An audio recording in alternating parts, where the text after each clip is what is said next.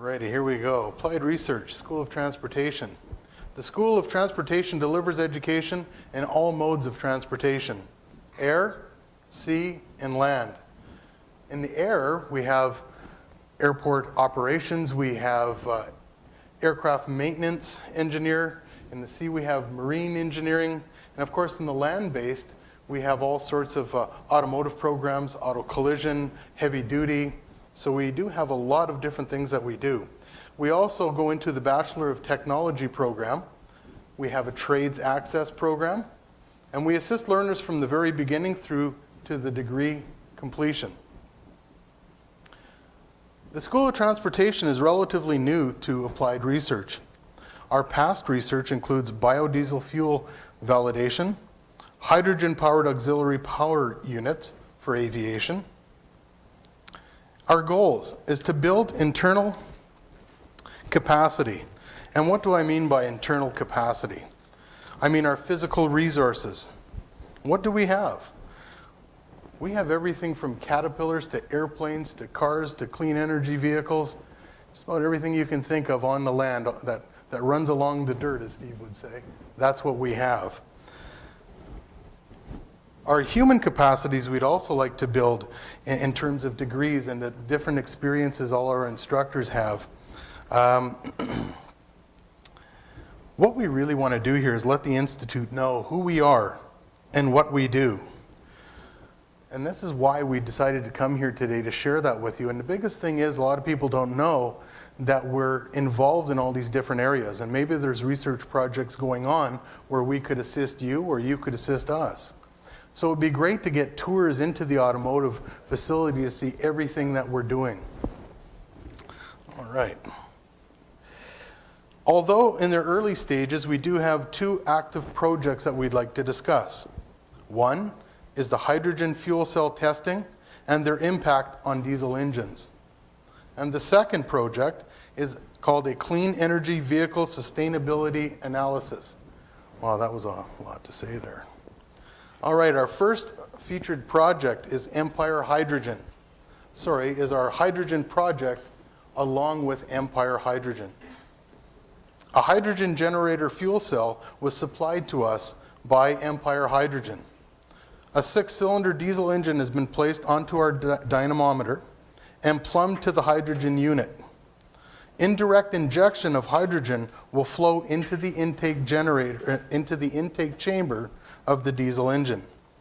The expected results will be a decrease in fuel consumption with no decrease in horsepower. Lower emissions are also expected. So what we're doing here is we're trying to see what happens when we inject hydrogen directly into a diesel engine.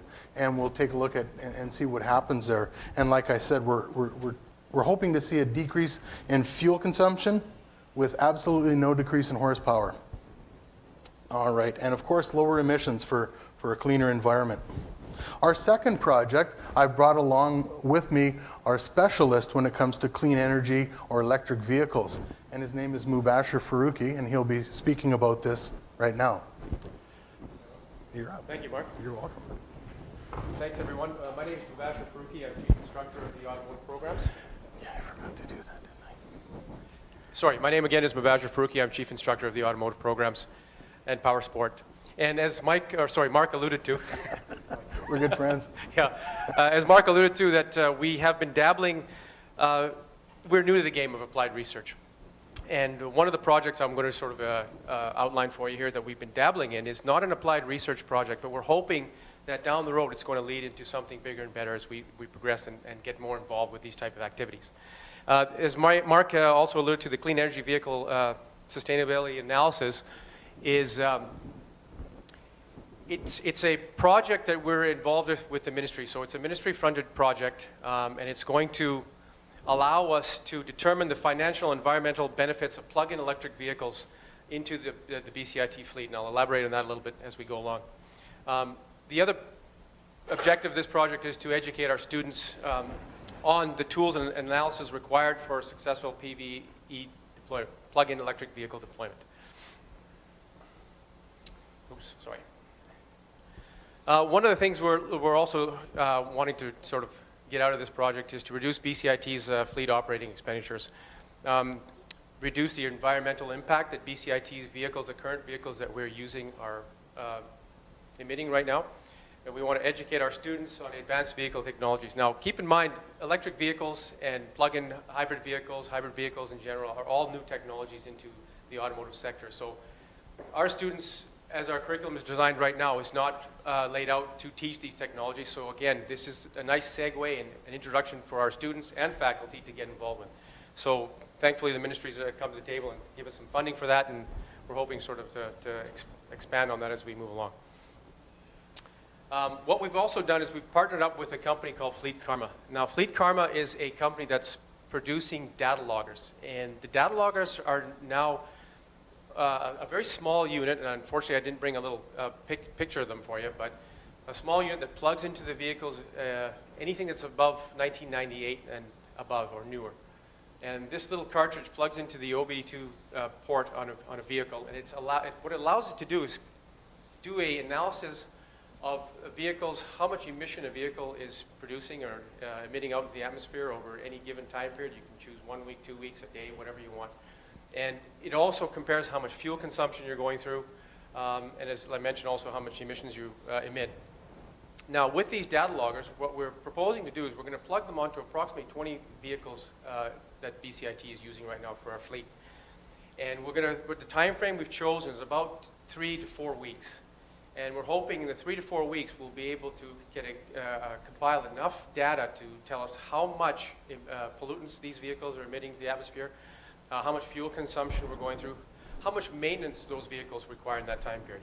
And with that data, these loggers will allow us to compare a clean energy vehicle. And what I mean by a clean energy vehicle would be something primarily what we're focusing on is a plug-in hybrid vehicle. So, for example, a Chevy Bolt. You may have heard of those vehicles. A Chevy Bolt will be an excellent comparison that we'll use to compare with, let's just say right now we're using a Ford Explorer as our fleet vehicle. The data logger will allow us to do a comparative analysis on if we were using a Chevy Bolt rather than the Explorer, would we be able to save money on maintenance and fuel? And how much less pollutants would be emitting into the atmosphere? Maybe we wouldn't be saving any, but these are the type of things that we're trying to find out. So in our little analysis, that's what we're actually looking for. So this is what we're trying to do, hopefully beginning in September. And once we get these data loggers installed on our fleet of vehicles, we'll be able to do the analysis and comparison and see whether or not we'll be able to save BCIT some money. Another thing, what we're also hoping to do is we would like to get more increased engagement with industry. So we're right now partnering up with the OEMs. So the General Motors, Ford have come to the table, and they're letting us use their vehicles for these studies. They're all on board with this right now. They're really hoping that we can expose, or maybe expose not the word I'm looking for, but highlight some of these new technologies that exist right now in the automotive industry. We're also hoping to incorporate some more of this type of technologies into our curriculum, because this technology, from our opinion, is not going away. It's going to be something that we're going to be more and more immersed with as time goes on. So we would like to get some more student involvement in there. Also, we want to get our faculty involved with this technology. So everybody's sort of coming together to the party, if you want to call it that, so we can all sort of venture out and see if we can get some more movement on this front. So those are the types of things that we're doing on the automotive side with this technology, and hoping to sort of keep going and get into more applied research as time moves on. So this is our starting point. This is the platform we chose to sort of try to get involved with more research. So I hope that gives you a little snippet of what we're trying to do with this technology and the automotive in general.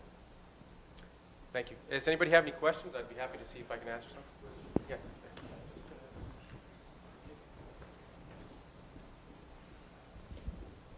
I was wondering, in your comparative study, do you do life cycle cost analysis between different technologies? On a life cycle per vehicle? Yeah. Well, life cycle, you mentioned emission, you mentioned fuel consumption, but how about the cost and life cycle cost analysis? Yes, we will be doing that as well. I'm glad you brought that up, because I was kind of speeding through my little spiel there, but that's exactly what we'll do. we will definitely be doing a life cycle projection on what somebody, well, in this case, BCIT, would be able to project down the road, say, in a 5 and even a 10-year life cycle. Whatever time frame we choose, Fleet Karma has been gracious enough to say, yes, we can pick whatever timeline we like, and we'll be able to get more accurate data that way. The other thing they also did tell us was that the longer we do this experiment, if you want to call it, the more detailed data we'll be able to get to give more accurate timelines on life cycle. Okay, we have time for about one more question. Trevor. Okay, Trevor. I came in a bit late, so you may have already answered this, but in the hydrogen injection into the diesel, what sort of percentage of the fuel value is going to be hydrogen? It's not all hydrogen. Is it injected with diesel? Variable. Yeah, it is variable based on engine load. And interesting question, Trevor, because the manufacturers of this cell have not provided a method of metering the flow yet. So that is a variable that I can't answer at this point. They're working on a metering system. They're also working on different types of orifices for the injection point into the chamber. So I'm not sure what the flow rate will be. Probably down at 5-10% range, maybe, at this point. So we're still doing the analysis. We're still running the engine. And one of the other outcomes will be, are there any negative effects on the engine? So we'll be doing a tear down after to see how the engine withheld or stood up to having the hydrogen in it, see if there are any negative effects. Yeah. So ongoing. Yeah. Stay tuned for that one. And as we go, these are all things that we're learning. You know, how much do we put in? Do we need a certain orifice? What are we talking about here? So it's kind of neat as we go along, we're learning these things. Yeah, thank you.